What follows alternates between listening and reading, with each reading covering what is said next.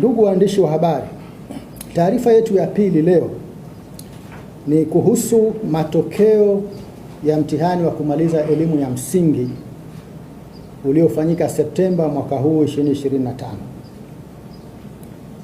Baraza limeidhinisha kutangazwa rasmi kwa matokeo hayo katika kikao chake cha 168 kilichofanyika tarehe 1 Novemba 2025 katika ofisi hizi za baraza.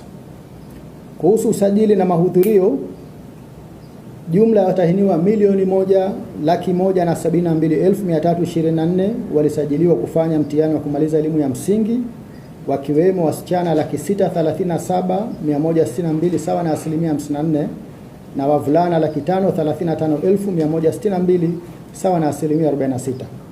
Kati ya watahiniwa waliosajiliwa, watahiniwa wenye mahitaji maalum walikuwa 4,682 sawa na 0.4%. Mahudhurio katika mtihani huu yalikuwa 98% sawa na watahiniwa 1,146,231.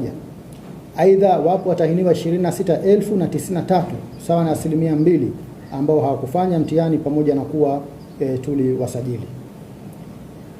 Ufaulu kuhusu mtihani huu, matokeo yake, takwimu zinaonyesha kuwa ufaulu wa jumla umepanda kwa 0.93 na kufikia 81.80 kwa mwaka huu 2025 kutoka 80.87 ya mwaka 24 na 80.58 ya mwaka 2023. Hivyo watahiniwa 937,581 wamefaulu kwa kupata madaraja ya A, B na C.